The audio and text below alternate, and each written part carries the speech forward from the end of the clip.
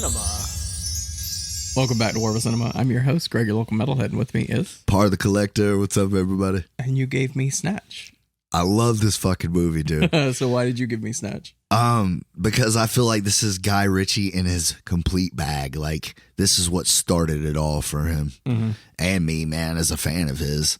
I don't think that every movie he's ever made is fantastic. I'm not saying that, but he's still in my top 5 favorite directors. I think when he's in his wheelhouse is when he's like best. To me, he like started British gangster movies. Mm-hmm. Like, I don't know, he didn't start them because there's others before this. But yeah, but I feel like his shines the most. His he's Martin Scorsese, Quentin Tarantino, and then British gangster, Guy Ritchie. I was just about to say, I was thinking about it on the way over here. I don't know if there's anybody that does a better job of making a movie about so many characters better than Guy Ritchie, other than maybe Tarantino. Right. You know what I mean? Like, because I feel like that's one of my favorite parts about this movie. The Gentleman, Rock and Roller, when he is like really good. You can make a movie about any of the characters in this movie. Mm-hmm. Like, and I would watch it. Like, give me a Bullet Tooth Tony movie. You know what I mean? Yeah. Give me a fucking Turkish and Tommy movie. Yeah, after rewatching this one, I was thinking like how many people have tried to do this since this movie's come out. And nobody does it better than Guy Ritchie.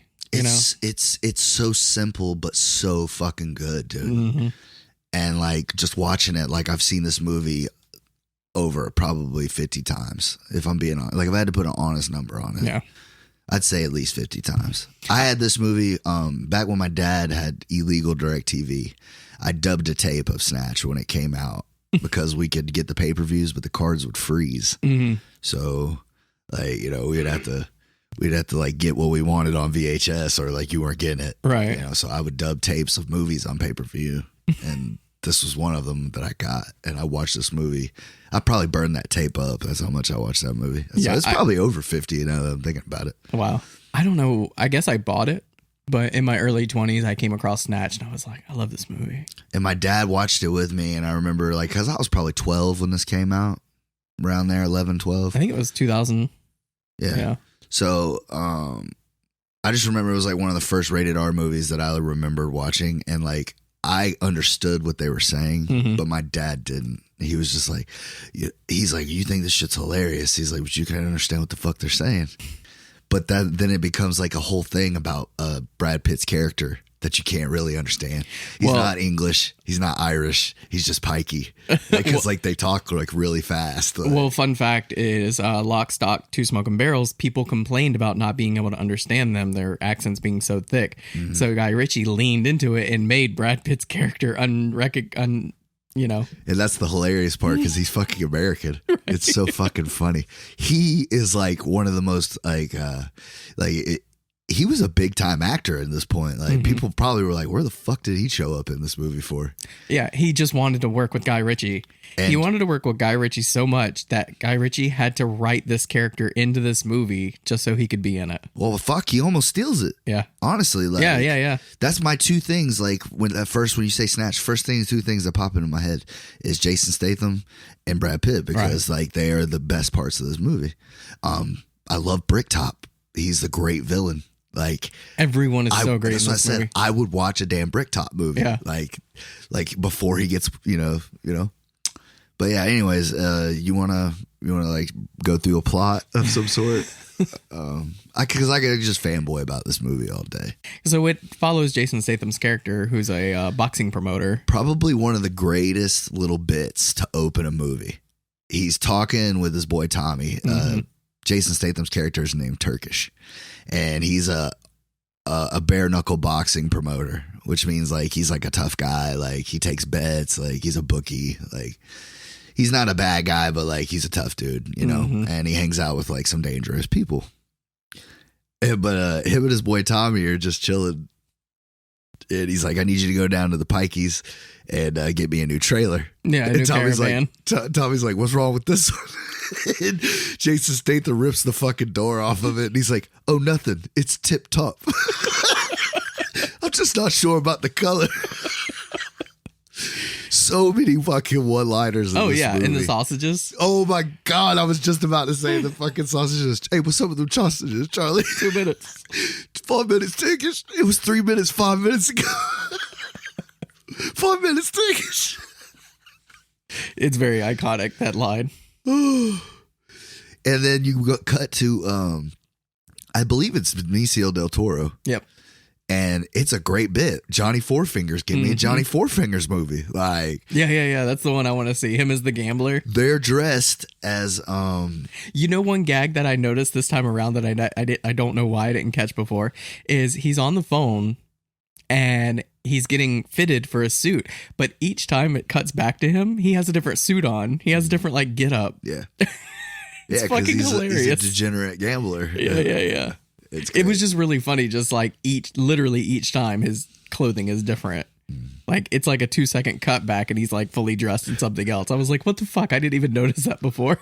I haven't seen this movie in a really long time. Oh, dude. Like, I love this movie. Yeah, I used to watch it a lot when I was like in my 20s and I was really into film and I would rewatch movies over and over. But I haven't seen it in a good 10 years probably. I had to rebuy this not too long ago because like this was like one of the first DVDs I had. Yeah. And like it was through my years of just like partying and bull fucking around and shit. So like shit got scratched. It was well used. You know? So they just released this earlier this year. It's the 4K Snatch. Oh wow. So I saw it for like $17 on Amazon and you said we're doing it. So I was like, I'm going to get it. Like That's you awesome. don't see 4Ks under like 20 usually. And if you do, it's good to snatch them up because they're not going to get cheaper than that. That just goes to show how good Brad Pitt is. He, like I said, he's a side character and they put him fucking front and center on the cover. I feel like if anybody is the main character of the movie, it's Jason Statham and Tommy. And like they're like, you know, but they're still side characters, really. Like I said, there's no real lead. It's like an ensemble of like. And that's what's awesome about it because they're all after that one thing, you know, that diamond. Yeah. So it pushes the movie. And like I said, each scene just kind of has like a memorable little bit back and forth. I'd say this Guy Ritchie does write some fucking great dialogue. Oh, he's one of the. What's really funny is apparently Guy Ritchie is super dyslexic. And before he did Lock, Stock, Two Smoking Barrels, he just wanted to be a director. He had no interest in being a writer. But he couldn't find a script that he wanted to do. He's like, well, I guess if there's a movie I want to do, I'm going to have to write it myself. So he wrote Lock, Stock, Two Smoking Barrels. And they were like, there was so much wrong with this script. So many misspellings, so much grammar shit. But, you know, I think he's like, he writes great dialogue. He's probably a genius. Like, he is a genius. When he's in his wheelhouse, he's a genius. He really is. Like, I feel like even, I mean, not all of the stuff that he's went out, like I don't think the Sherlock Holmes movies are I bad. think he tries to step out of his boundaries, right? Which, you know, I commend him for. I appreciate him trying to do different things, but ensemble comedy like gangster is like no one does it really much better than him. Yeah, like this is one of those things. It's like only how many gangster movies do you have like laughing parts and it's not cheesy? Like right. You know what I mean? Like Goodfellas pulls it off, Casino pulls it off. You know, but they're like little hints of comedy. Right. It's not like a comedy movie. Exactly, but like this movie has so much of it that you're just like you start wondering like, fuck, am I watching a gangster movie or am I watching a fucking comedy? Right. Because I laugh so hard. It's at some of this nonstop. shit. It is, every like, line is a comedic moment. It's fucking great, man. Yeah, even when because the next scene, Tommy goes to the Pikeys to get a caravan. Oh my god! And he's trying to understand Brad Pitt, and he's like, "Come inside, we'll talk about it. You like dogs?" And it's just a stupid little bit. Dogs. Yeah, I like dogs. You're Batman. And that's the thing, like Guy Ritchie's so good at putting in like just little elements of comedy that have nothing to do with the script. It's just a moment for that to be funny. It's like six dudes. It's like six dudes packed into this tiny trailer. Right. And they're just like sitting there. Hey, fuck it. I fight you for it. You're right there. He should have known something was up. Right. Because he brought that big motherfucker with him. He should have just went by himself. That's the moral of the story in that scene is don't bring somebody with you because sometimes that sends a Gorgeous message. George. Yeah. He put Gorgeous George in a bare knuckle boxing match 2 days before he had a fight. He was a little guy. Turns out he was a bare knuckle boxing champion, which means he's as tough as a coffin nail. A coffin nail. Yeah. So that's the kind of fight it's going to be. He did this right after he did Fight Club. Oh yeah, so he was jacked already. So he was scared about doing a boxing movie right after doing Fight Club, but he said fuck it. So, yeah. But yeah, that's why he's so fucking jacked in this movie. My face is already fucked up. I like the like tattoos. shitty tattoos. Yeah, they add to the character a lot. Definitely. Yeah, he takes a few while he's like stretching. I love he throws them through a gate and he's like, all right, boys. They just pick the gate up and stand it back up. And then old boy goes in for one more hook and then Brad Pitt just kisses him. I love it, dude. He kisses the saint, just bam, jabbed his ass. Night. And then it gets real. Yeah.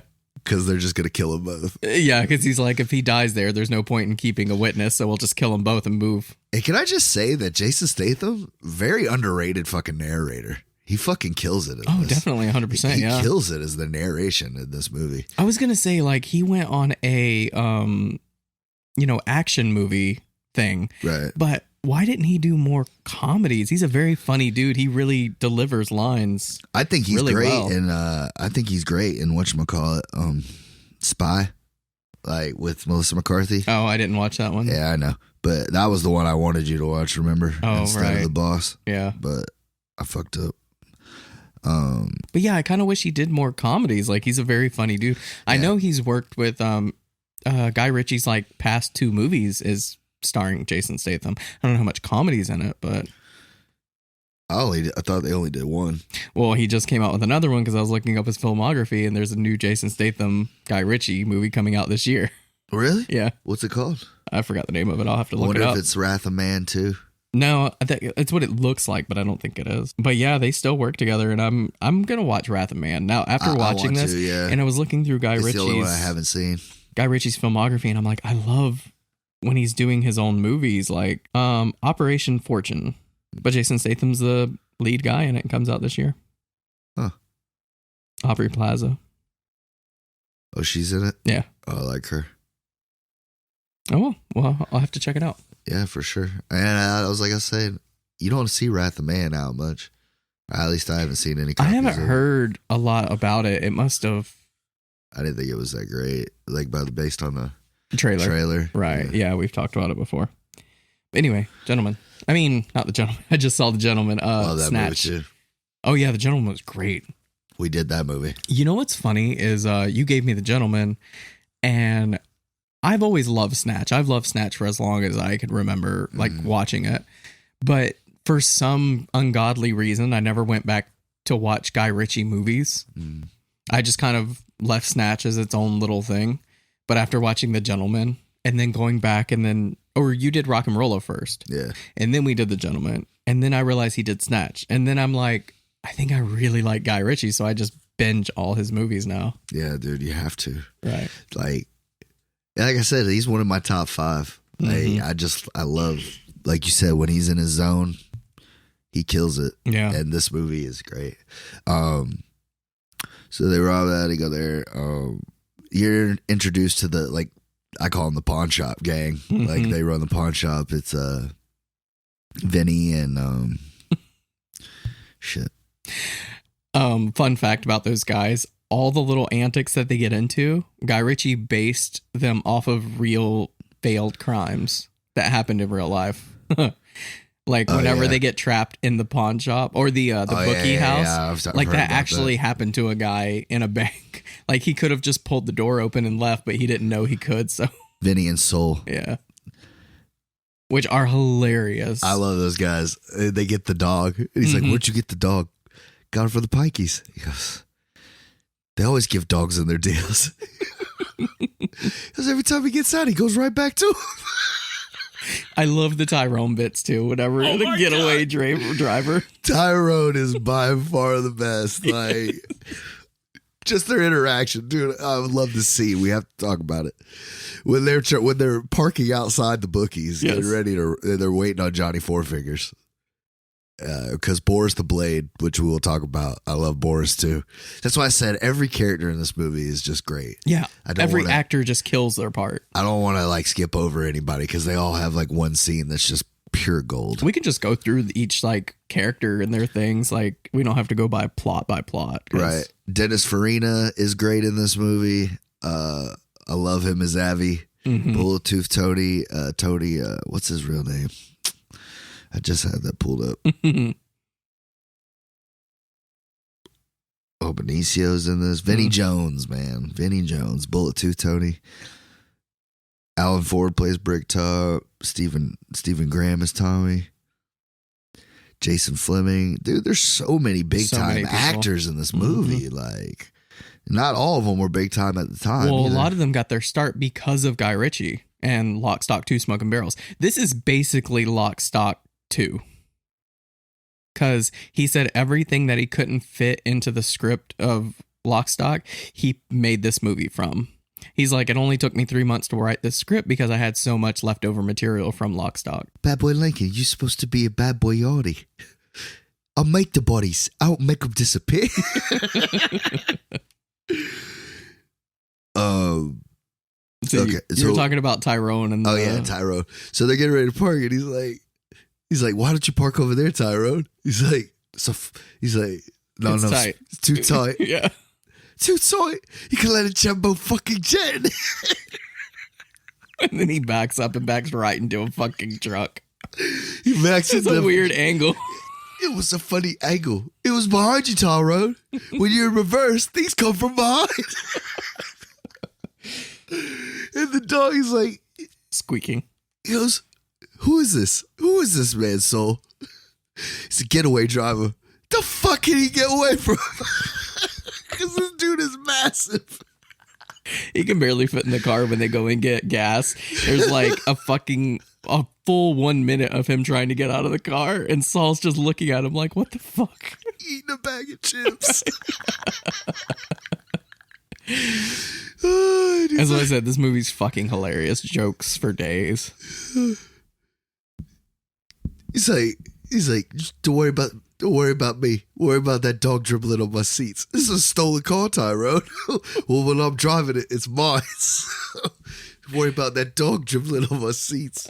Fun fact, they had trouble controlling the dog, and it actually it adds to the scene. Well, they actually attacked the fucking cast members too. Oh, shit. Yeah. And it's got that squeaky toy in it. Yeah. Do you think he'll be all right? I hope not.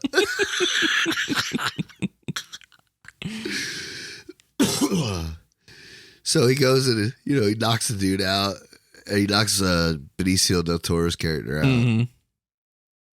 And he goes to take the briefcase, and it's attached to his arm. So he's stuffed. Who the fuck is this man, Tyrone? It's a man with 4 fingers in a briefcase. So they take him. I love that. That's a great bit. And then later on, he has another good scene.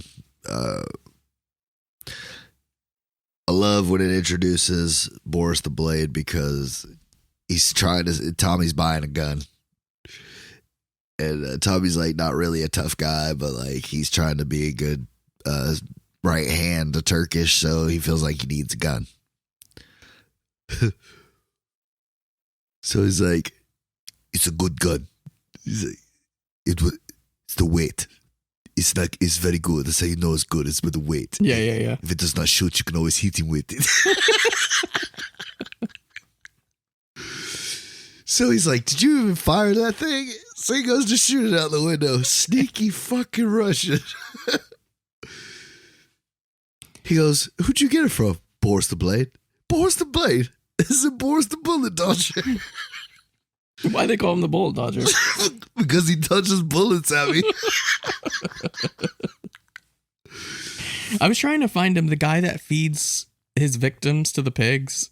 Oh, that's Bricktop. Bricktop, yes. I love that character. Yeah, dude. I still feel like Hannibal ripped Snatch off in its plot. Yeah. Because this is the first movie I ever heard about somebody feeding somebody to some pigs. Mm-hmm. Feed them to the pigs, Arrow. Yeah, this is that. This is one of those, like, I don't know how true it is, but everyone says it now. Like, if you want to get rid of a body, you feed it to pigs. It's like common talk. Well, like I said, it wasn't really talked about, like I said, but this is the first movie, and it's fucking chilling. Yeah. 100%. Like, that's when, like, it's one of those scenes with him that it brings you back, like, oh, fuck, this is a gangster movie, too. Yeah, like, later in the movie, he breaks down how you have to do it. He's like, you have to chop the body up into 7 pieces, and you need, like, 13 pigs to get rid of the entire body. Don't feed them for a few days, because they'll go through the bones like butter. Yeah. Like, what the fuck? You have to starve the pigs for a while. Yeah. They will go through bone. Yeah, that's the thing, is it gets pretty dark at times. It, like, doesn't forget it's a gangster movie. It really is, especially when they got Tyrone down in the garbage bags. Yeah. And the other guy, too. Lincoln and them. Mm-hmm. So, yeah, Freddy Four Fingers has a diamond that he's trying to carry to get back to, what's his name? To Avi. Yeah. Avi's in New York, right? And he's like a big time guy. Mm-hmm. But Boris knows he has the stone and tells what's his name, the guy that gave him the stone, like, he's an avid gambler. So, you know, lean into that a little bit. That's right, because he buys a gun. Mm-hmm. And dude, Benicio del Toro's character in this, like, it's not a big part, but it's just so fucking cool, man. I like when he's really buying the gun. Yeah. He pulls that shit out, like you know, it just makes it look all cool. Like, he does it like 3 times, and he's like, "What do you want for it?" Oh yeah. He goes, "I don't want money." He goes, "Take it." So, what do you want for it? Like, it's just so fucking like cool, like you said, like, characters. I would love to see a full movie. I would love to see a Four Finger movie. A Frankie Four Fingers movie? Frankie Four movie. He was so good. Like that movie Gambler I was telling about. Like, he would have been so good in that role. Oh, man. Oh, yeah, for sure. But, like, it's just so cool in this movie. Like, everything he does, man. Like, that's what I really started to appreciate Benicio del Toro as an actor. Oh, 100%. I saw this dude could fucking act, man. Not just writing scripts and directing. He's also really good at editing, Guy Ritchie. Yeah. Like, the edits in this movie are so stylized and so cool. Because we were talking about Benicio and how they like show him clips of him gambling or whatever. I love those little scenes. Yeah. He's sweating his shit. Girls around him. Then there's no bitches around. He's just losing money. Like, yeah, that's. I think that's another reason it's like. The reason this movie works so well for me is it has, like, everything that I love. A tight script, good characters, stylized editing, just... Not a wasted scene, man. Yeah, like, I think so, too. Like, I was trying to think, like, is there anything in this movie that you don't like? Because I can't think of... And it's got fucking hard, too. Like, when they burn Mickey's fucking mom's trailer to the ground... You feel it, yeah. Dude, like, and Brad Pitt takes it to fucking school. He's covered in fucking dirt and mud. Like, he's really trying to get in there, dude. Like, it pulls at you, dude. Like, it's a great fucking movie. Like I said, I can't talk good enough about it, man. Right. I love when it introduces Bricktop's character. He's talking to 2 guys, and one of them is like kissing his ass. Right. And he's like, I ain't got time for kiss asses. So the dude that's with him... Take your tongue out of my ass. Pull your tongue out of my asshole, Gary. So the guy that's with him, I guess they're supposed to be partners. He tases him, and then fucking they hit him in the back of the head, and they put a bag over his head to, like, suffocate him. And like I said, it touches back to Jason Statham's fantastic fucking narration, because he's like, rumor is that his best methods are a taser, a stun gun, a bag, and an army of hungry pigs, or a pack of hungry pigs. And I'm like, what the fuck? That's good shit. Yeah. Like, and then the guy's like, you're a sneaky little fuck, or something like that. And he goes, but I ain't got time for that shit either. And then they fucking kill him too. And it's just like, damn. So it just lets you know off rip, like, all right, well, this dude ain't fucking around. But like you said, man, it's just the whole movie is pieced together so great. Yeah. Like I said, other than Pulp Fiction, I can't think of another movie that is just all over the place with so many different moving parts, but it just works so well. The only movie I can compare this to is Ocean's 11. I like that too. It's the same kind of feel. It has the comedy. But this is like a rated R version of that. Like, oh yeah, Ocean's 11 is one of those ones like you take the kids to see that. It's that kind of good and that kind of a big.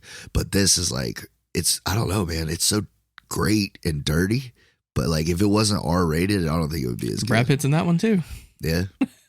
Yeah. I fucking love Ocean's 11. Dude, I love that movie so much. Ocean's 11, I didn't like 12 as much. I love 13 too, because I felt like 13 kind of got back to where they were doing it. Not that 12 is horrible, but yeah. I haven't seen them. I only seen 11. Really? Yeah. But I liked how they kept bringing back the main 11, and then they would just add somebody right here and there. But I even liked Ocean's 8 with the chicks. I thought that was good. Yeah, I thought that was good. I bought that not too long ago. Yeah. I was just gonna say that Ocean's 11 is the only movie that I could think of that's like so similar to this movie. Oh, so we get so Brad Pitt dislocated Gorgeous George's jaw, like he's got him in headgear. Yeah. Like fucked him up, and now they're trying to figure out what to do. Like, we can't tell him we don't have a fighter. We lost Gorgeous George. He's like, what about the Pikey? Why can't we make him fight? He's like, how the fuck do you find him? Because they move camp so much, you know. So eventually they track him down and, you know, they ask him. It's so fucking funny because they go to the Pikeys to get a caravan, right? And then Tommy has to point it out. You know, it's funny. We came to them to get a caravan and now we have to get them one because he doesn't want it. Brad Pitt's character won't do it for money. He wants to do it for a caravan for his mother. So now they have to buy him a caravan. It's brilliant. It's brilliant. It's so funny. With the double tight doors and periwinkle blue. Yeah. Did you catch any of that? Right. Well, I'm sure we can handle most of this. And he goes, do it. Fuck it. I did a fight for free. Because they played this game, which is really like a shitty way to gamble. They bet on the dog.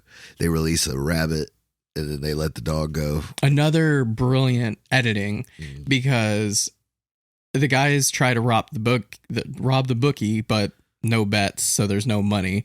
They get locked in the bookie, but they end up getting out. But Tyrone is caught on the camera, so they're trying to figure out who these guys are, and they're like, fucking Tyrone, fat motherfucker. You fat bastard. So as they're going to get Tyrone, the dog is chasing this rabbit, and they're interspliced with each other, and it's so brilliant. It's good like music too. Good music, and it's so funny. These dogs are going after the rabbit. These, you know, hitmen are going after Tyrone. It was just really funny.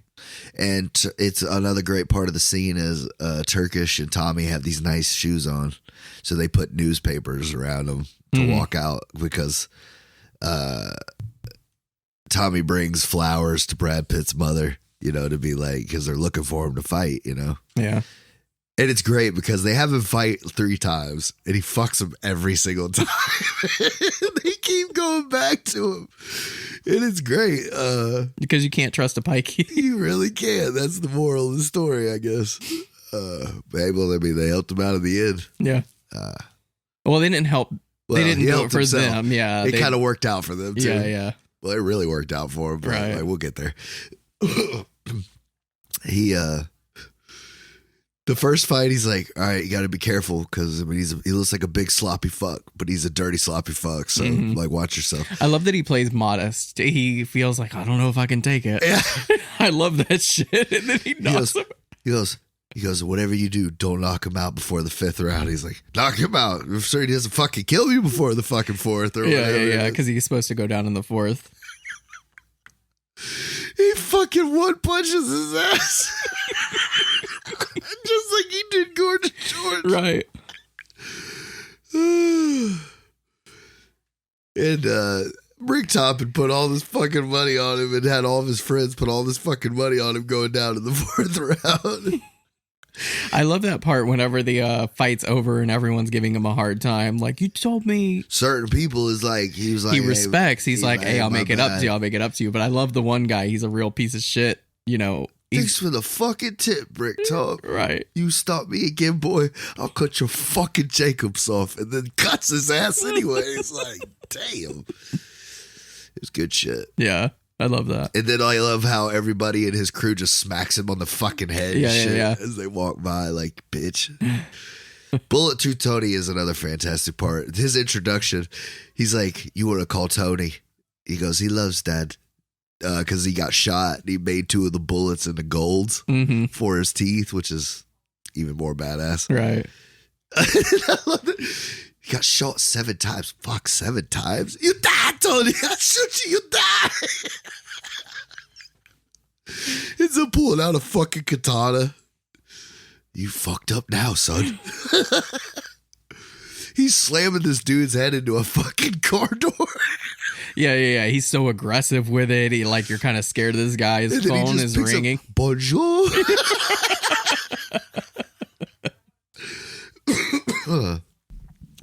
He's great. So they go to interrogate somebody, puts the dude's head in the fucking window. Mm-hmm. Brush your shit. You brush your teeth with shit, with dog shit, mallet. He's got him running. He goes, are we going to take him with us? And he's like, nah. Rolls the window down. The dude falls. He gave him a good run. He did. It's about 2 blocks, I'd say. It's effective. It is. Not very civil, but it's effective. Not subtle. Yeah. Effective. And I love how Avi's got his big old motherfucker from New York with him too, right. Rosebud. And he thinks he's a badass, but Tony's a real badass. Like, he goes, "I'm stick him." He's like, "I got a blade." He pulls out this big fucking sword. What are you going to do? Put that away. It's a proper blade back there. He goes, how do you want me to kill him? He goes, you want me to stab him? He goes, that's a little much. He's a little cold-hearted. He goes, you want to kill him, right? And it's great because they got Boris in the back. And Boris is one tough motherfucker, dude. Like, that bitch takes a beating through this fucking movie. He really does, yeah. Even at the end, like... Oh, dude. He won't die. That scene is so fucking funny to me. It's the best scene of the whole fucking movie, dude, is when they're in the bar. Yeah. That is so fucking good.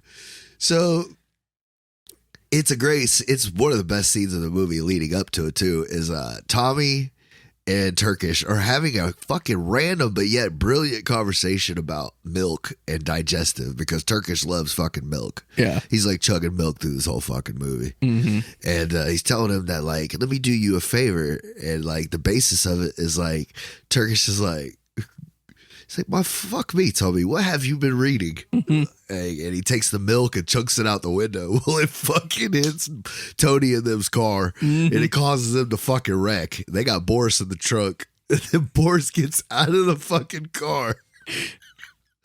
And then Vinny and them fucking hit him. Hit him with the fucking car. I love how Guy Ritchie sets up these dominoes and then just the way he knocks them down, dude, like to intersect all these characters. It's so good. So they take him, and that's when Tony and them were like calling for help or whatever. Rosebud died in the car crash because he ended up getting stuck with his own sword. Civil War sword is what it looked like a musketeer sword. He's like, you want to take him with us? What part? So Abby's in there like washing up with the diamond, and now they decide to go rob him with these fake guns. Right. They replicas. Replicas. He goes, it is fucking hilarious. He's like, they don't shoot real bullets, but I got extra loud bullets. He's like, what, to deafen them to death? So he shoots the motherfucker off in the car, and it blows out all the windows. Well, you wanted to know if they worked. So they go in to rob Bulletproof Tony. Yeah, he's sitting there having a beer. And he looks at the bartender. You know, it's a good He's scene. ducked down behind the bar, yeah.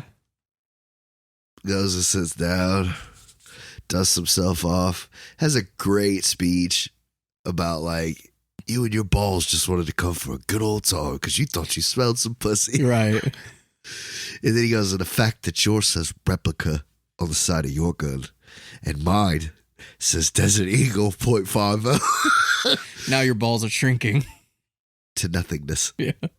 And he turns around and they've already fucking booked it, dude. So then they see Ivy in the hallway. And they're like, give us the briefcase. He's like, fuck you. Well, at that time, Boris, I guess they weren't far from Boris's house. Mm-hmm. He went, got a big ass AK, and it comes down there all fucked up, bleeding and shit because he got hit by a car. Right. He's just mad. He's been tortured for a good little bit. And fucking Tommy's gonna like talk, like give him a fucking, hey, you sold me a piece of shit gun. Grabs he just him right grabs by him the by the balls. balls. That's the way you tell him, Tommy. I want to word with that sneaky fucking Russian.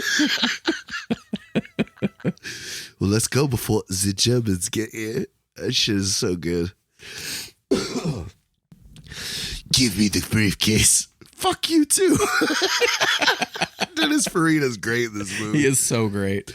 You know why they call him Frankie fucking Four Fingers, Doug? Because he makes stupid bets with dangerous people. And when he can't pay, they give him the chop. But yeah, it gets to that part. He comes in and the two robbers are on one side of him, and then so-and-so comes in the other side of him. Like you said, give me the briefcase. Fuck you. So, pull up your socks. And fucking Goldtooth just starts shooting the wall. Yeah, that's good shit. He hits everybody. Well, he hits Boris. Yeah. The other two, they run with the briefcase. Right. But he keeps shooting Boris, and Boris just keeps... Fuck's sake, Boris. Don't take the piss. Fuck you. He shoots him a couple more times. Not yet. That shit was so much funnier than I remember it being. He's a son of a... He has to like really aim. Like he's aiming for his fucking head. Because it's a 50 caliber. Like you're thinking like, holy shit. This dude is one tough motherfucker, dude. Yeah, Boris is not going down without a fight. And then he goes to shoot Tony, but he wasted all his bullets on Tony. Lucky bastard. Boris, yeah. It's fucking gold. So, yeah, so then it goes back to Vinny and Soul, and they're like, this first thing this time, and he's like, man, we could just take it and fucking leave, you know? Like, why are we got to give it back to this fucking guy? He's like, because they got Tyrone and Lincoln in fucking trash bags. He's like, it's going right back to this fucking guy. What are you, stupid? And the fucking dog eats the fucking diamond. Well, what happens is they finally go back to their place, and yeah, the dog eats the diamond out of their hands, and then he starts shooting randomly to shoot the dog, but he accidentally hits fucking Goldtooth Tony and kills him. Oh man, it sucks, dude. I love Tony, and he was such a tough motherfucker, and he had taken so many bullets, and Avi just gets him with a fucking like a random shot. Yeah, come on, Tony. And then it shows Avi hitting a shot going right back to fucking America. You have anything to declare? Yeah, don't go to fucking England. I don't like leaving my country, Doug. Especially not unless it's for sandy beaches and them little drinks with the umbrellas in them. Yeah. We have sandy beaches. Who the fuck wants to see them, Doug? Dennis Farina's character is fucking so good. It's very good. How many people we got to go see before we get into this fucking place? Evie, this isn't exactly legal, you know, you gotta take your time. And he's like, I don't give a fuck about procedures. He goes, I just want Frankie fucking Four Fingers. So yeah, they finally do a final fight with Brad Pitt's character, and he's like, listen, you gotta go down in the forest, they're gonna kill us, or they're gonna kill us, bro, and everything. So the fight happens, and he has to take all these punches. And he finally does go down. No. I'm saying, he has to take all these hits, because, you know, he doesn't want everyone to die. Well, you think that he's finally playing ball. Like, after they killed his mom, they just broke him. Right. Like, if you didn't value her life, at least value your own, bro. Like, because they'll kill everybody. Right. So on the fourth, he goes down, but he's like, his pride gets the better of him. He stands up and knocks his dude out with one punch. Well, you think it's his pride. Yeah. But it turns out they have a plan. He's just betting on himself every time. Like, he's the one that puts how much money is, like, you know, what round he's going to go down. Like, the first two fights, he was like, yeah, I'm going to knock him out first fucking punch. And they're like, yeah, bitch, whatever. He's like, yeah, I put all my money on it. Put everybody's money on it. So, like, all the Pikeys made a fortune with bookies and shit. Like, nobody else did. But anyways, so yeah, Turkish and Tommy, and they're like, we're fucking dead. Right. So they're like trying to rush outside, and they see a limousine, and they see Bricktop and them out there, and they think they're about to get killed. He goes, we all just made this stupid fucking face. He goes, except the Pikey. He goes, and what happened is Brad Pitt, you know, him and all of his people, they killed everybody. Everybody. They killed all the people that Bricktop had waiting out by the camp. They had all the people in the limo killed, and they're waiting in the limo. So he's like, give me that fucking gun. He's like, I'll give it to you, bitch. And he Two 12-gauge shotguns right in his blows him away, face. dude. And Brad Pitt just hops into a van with his people, and they ride out. Mm-hmm. And they actually, that's how the last scene of the movie ends. Like, they're trying to find, you know, Mickey.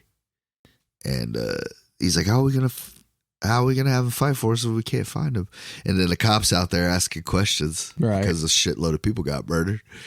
And he's like, oh, just taking our dog for the walk, because the dog runs back to the camp every time. Yeah. Well, the camp moved, so the dog didn't know where to go. Yeah, it's a callback to the beginning because Vinny keeps losing his dog. When he first gets the dog, he's like taking the collar off of him so he can get used to the shop, and the dog runs away. And later on, he asks him, where did he go? He's like, he went back to the Pikey's place. He goes, why do you think he did that? Yeah. He goes, I don't care. Some shit like that. So it plays back. It circles back to the end of the movie. But it's funny because like he's like Jason Statham's like, Turkish, he loves that fucking dog. And he can't get it because the dog don't know who the fuck he is. So, right. Come here, Daisy. Come here, Daisy girl. Dog's a boy. So then it cuts to them sitting in a doctor's office, like a veterinarian's office, and he's like, I told Tommy he could keep the dog. He's like, it didn't bother me. I said, the only way, he's like, he had to get the damn squeak toy out. It was driving me insane. But they also found a shoe. A 75 carat diamond in his stomach. Crazy what you could find or something like that. Yeah. And they take it back to the original fucking guy. Like, do you know anybody that would want to buy this? Does a shot, and he's going back to London. Mm-hmm. And like I always said, man, this movie is one of the primes that it's like, why did he ever not do a sequel to it? You know what I mean? Yeah.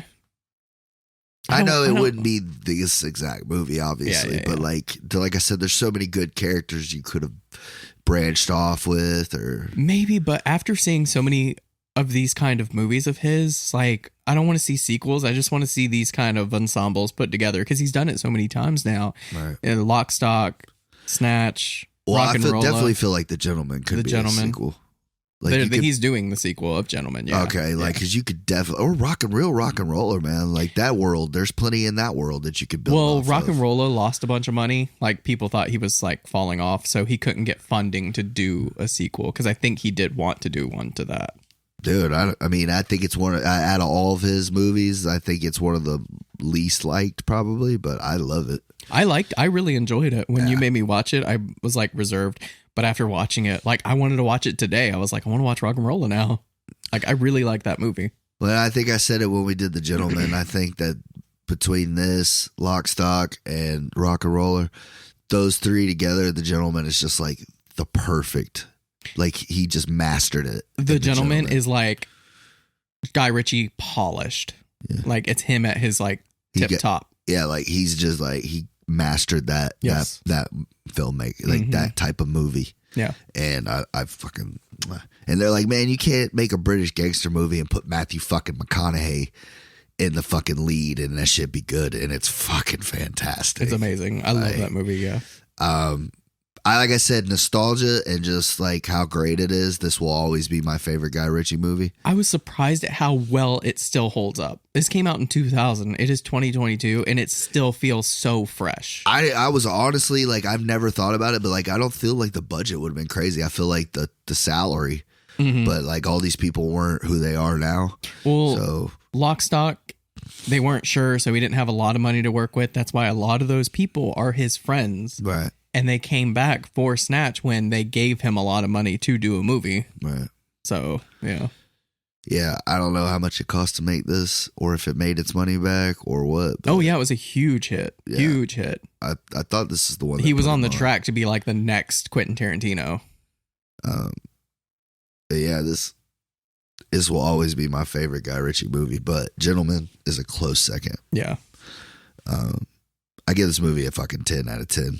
I don't think I've ever given that rating on a movie. You need like a soundboard of like cheering and yeah, like, that's what I said. Like I don't think I ever have, and yeah, I'm not sorry for that. Yeah, it deserves. It's damn near a perfect movie. Like everything about it. I love this movie. It is one of the highest recommended movies. If you haven't seen it, you have to watch. I do, man. I really do. I can't tell people enough to go see this movie if they haven't seen it. And after rewatching it, like, I'm not mad that I bought the 4K. Like, I wasn't sure. I'm like, do I really want Snatch on 4K? Yes. It's worth because it, I will probably rewatch this more often because of how much I love it. Not only because of the deal you got on it, but like, yeah. It does. So, it was the other day I was going to watch it after work, but I got tired. I got about a quarter of the way into the movie and I'm like, I'm too tired. I'll just watch this. The day before he comes over and does the podcast, but I was watching the 4K version and I was like, it looks really good transfer. But early this morning, the wife was still sleeping. So I was watching it in my room on my computer and I had to watch like the Vudu streaming, and it's a huge difference. Like it looks so good in 4K, so much better than the old transfer. So, well, I think that kind of adds to it. It's kind of a gritty movie. Yeah. But it does add to it, but I do like the new transfer. It looks really, really good. But yeah, if you haven't seen this movie, I mean, it's been out forever. So yeah, 20 years. You could literally find it at any yard sale, which is insane. Like how people could give this movie up, but you know, whatever. Right. It's on them. Yeah. But I got a bunch of movies. I'm going to do a TikTok on it. I'll show you. I'll put it up on Instagram. Yeah, I got some hits, and then I got some more that you were probably like, what the fuck? Yeah. Yeah. Yeah, there were a couple that I was like, why'd he buy that? I'm not sure. But I have a huge stack. I do. I've seen it. That's why I brought it up. I want to know what you got. So I haven't really been buying movies, and then I went like on a movie buying binge. Dude, I wasn't, and then like I've been seeing all these people buy movies. So buying movies. We keep talking about Jake Gyllenhaal, and finally on our last episode, I'm like, I gotta buy it because I need it. I got Southpaw on Blu-ray. So fucking good. I know, and I'm excited to watch it. I haven't seen it in a while. Snatch on 4K. Awesome. And then have you seen this one? Heard about it? The Green Knight. So I've heard a lot of people praising the shit out of this movie. It's called The Green Knight. I haven't watched it, so I picked it up at a good price. I think it was like $10 for the Blu-ray. I was like, I'll give it a shot and watch Who's in it? Dev Patel, Alicia Vikander, David Lowery. I'm pretty sure he's the one that did The Witch and Lighthouse. Okay. And this is his like third film. So he's like one of the big up and coming directors. Everybody says that movie, The Lighthouse, is just fantastic. Yeah. I haven't watched it yet. I still need to watch it. One of those movies you'd like. Oh yeah, 100%. And then, so I went to go watch Batman, and my ticket was for 11 o'clock. It was early in the morning, and I was like, the mall opens at 10, right? So I'll go like walk around the mall for a little bit and then go see Batman. The mall does not open. It doesn't open till 11. But there was one store that was open, and it's Resell America. So I was like walking around, didn't really see anything, but then I remember they had all those movies, and I was like, I'll just look at a bunch of fucking movies. By the way, I forgot about this. They have at least 50 copies of Gemini Man. Yep. Did you see that? Yep. Holy fuck. And Dragon Ball Super. I almost bought it. Yeah. Yeah, they had like 30 copies of the last, 7 episodes. I was like, yeah, I'm about to buy this. Yeah, right? But then I didn't. But I've never seen so many copies of Gemini in one place. It was ridiculous. They had Harlem Globetrotter jerseys. I wanted one, bro. Why didn't you get one? They didn't fit me. Yeah, but you have some stuff that don't fit you. You just have them to have them. Nah. I mean, not what they wanted for it. Yeah. That's the thing about that place is a lot of stuff is like... It's weird. Like, you can get a super good deal on something, but then you can pay, like, ridiculous shit for it. Like, yeah, they had a audio mixer that they got from a church. And they wanted $260, which seemed like a good deal, but you can buy it brand new for $270. Yeah. I was like, this is not much of a deal. Right. It's so weird, dude. Like, I've bought comics. Like, they had, like, when I first started going there, they had, like, 7 to 8, 9 long boxes of comics. And, like, he's like, oh, I got hundreds of them in the back. Like, I'm like, dude, put them out. He's like, no, those are Silver Age, Bronze Age comics. He's like, those are $20 comics. He's like, I'm not bringing those out here. I'm like, so why do you have them? Yeah. Why are they in the back? I was like, so why'd you put these out? And he's like, these I just have had laying around. He's like, I just want to get rid of them. Mm-hmm. So he's like, I'm like, so how much? He's like, they're $1 a piece. Dude, and I've gotten easily fucking $25, $50 comics out of that place for $1, dude. Brand new, issue number 1s, variants, like 125 ratios. I'm just like, what? But like, he doesn't know. Mm-hmm. And he's kind of a cock. So it's like, you know, what am I gonna tell you? But because I was like, when I first started going there, I was like, you know what, man, like, I'd love to give you some shine, you know, like, and I was like, hey, I do a movie podcast, so like, we could help each other out. I could give you a shout out, like, maybe you could be a sponsor, you know, right? And he just like shut that shit down immediately. He's like, oh, I'm not doing that. I'm like, he's like, I don't need anybody. I'm like, all right, okay, cool. But the movies, I was it's a good deal on the movies though. Yeah, they're $1. Yeah. And I was like, I got time to kill, so I'll just look through all these movies, see if I can find anything. And one thing led to another. I'm so happy that you caved and bought some cheap movies. Yeah, I did. I caved and bought. I wouldn't have paid more than $1 for any of these. So. No, well, and that's why I say it. If you get them for $1.50, like, you're not losing any money by getting them. Well, the first one that kind of like started it was this one. I saw it and I was like, I can't not buy this. See, I see that movie and I think like, I wonder if Greg likes that movie. It's Hackers. Yeah. I love this movie. I've almost thought about getting you that a couple times. And I saw it and I was like, I can't not get Hackers for $1. I don't have it. Like, I don't know why I don't have it, but now I do. So I was like, but I'm not going to just buy Hackers. Like, if I can't find something else, I'll put it back. Right. So I started looking and I found this one, which, you know, you told me not to buy. So I love it, dude. The Michael Cera, Youth in Revolt. It was $1. So I was like, it's a good movie. I'll check it out. Did you say you didn't like it? I did like it. Oh, you did? I said I didn't think you would like it. That's why I never picked it for you to watch. Probably. So I was like, $1 worth checking out. And then, yeah, I own that movie. When you sent me that picture, I was like, I own that movie. I think I have that and 8mm. Snake Eyes with Nicolas Cage. I don't have it. I've never seen it. We should have known that was the decline. It started right there.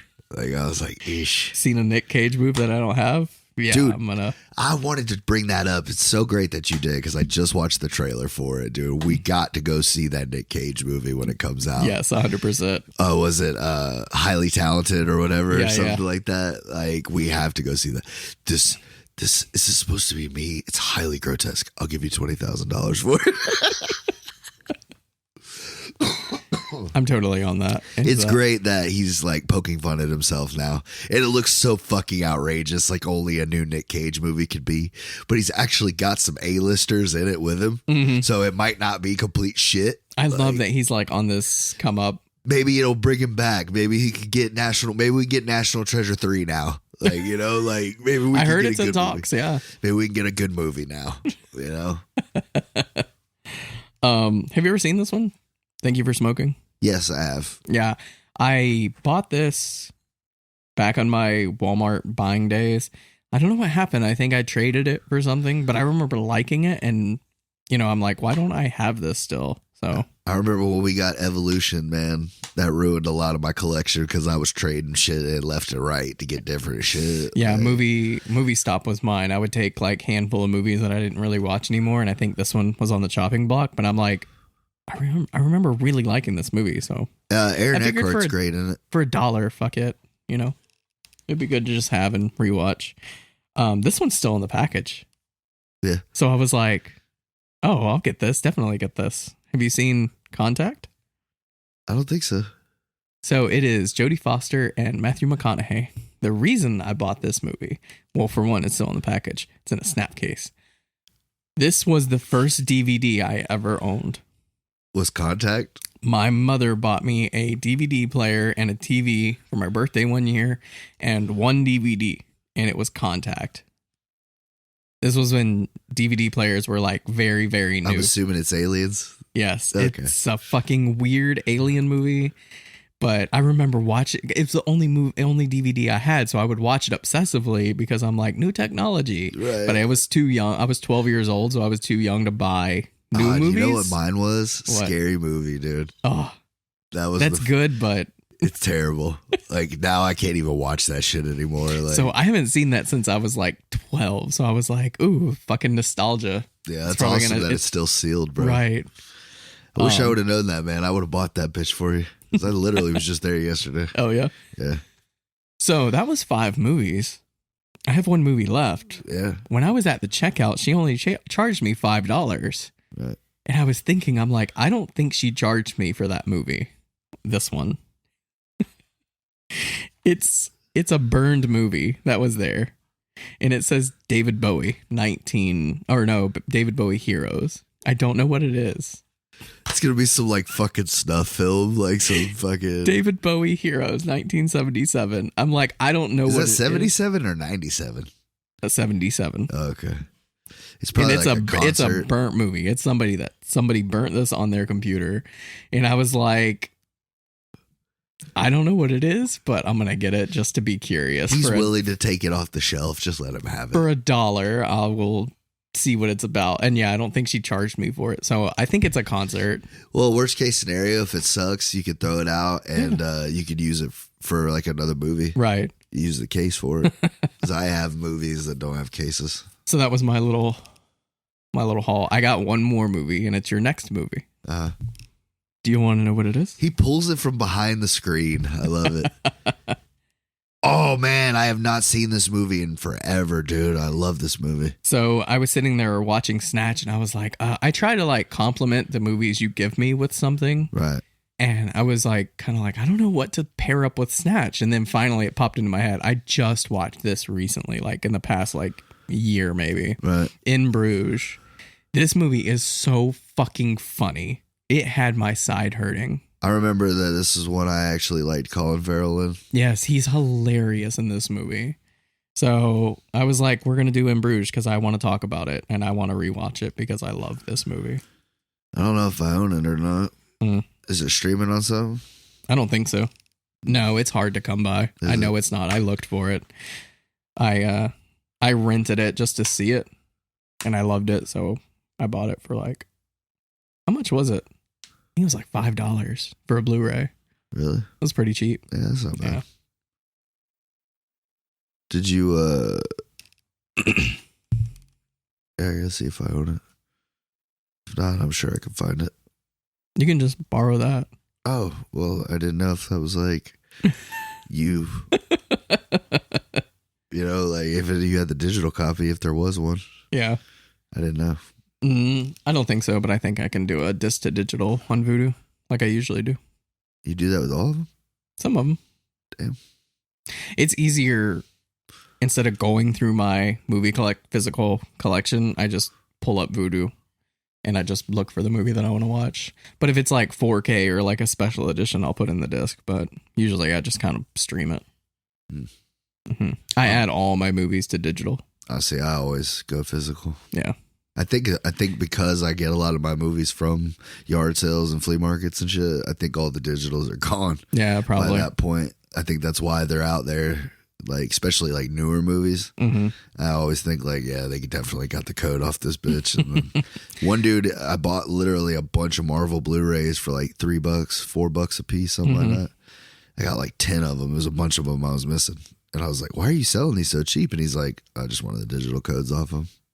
Like, damn, dude, you got it like that. Some people sell the digital codes because this shit was like $25. Like, damn. Like I'm saying, like new Blu-rays are like $20-$25. You know? I mean, it's kind of smart if you think about it because if you buy it digitally, it's still like $15-$20. So go ahead and buy the physical copy, get the digital, and then resell it for that amount. You get most of your money back. That's smart. I didn't think about it like that. Yeah. A lot of guys do that with new movies. They'll buy the one that has the digital. They'll keep the physical and they'll post online like $15 for the digital copy. I haven't gone yard sailing like that in a while. I hit one the other day, and I got some movies. I haven't put them out yet, but I got some movies at it. I wanted to get more because there was some stuff that like I didn't see very often, like older movies on DVD, but they were fucked. They were scratched up. Yeah, that Hackers one has some like scuff, so I'm like worried it's not going to work. But yeah, that's a big thing. Like especially with like games and stuff, I always have to check the disc. Oh, definitely games because it's just kids. Yep. And like a lot of this shit. I mean, who knows if I'm the 5th, 10th, 20th owner of it. So next week in Bruges. Yep. Until then. Later, y'all. Later.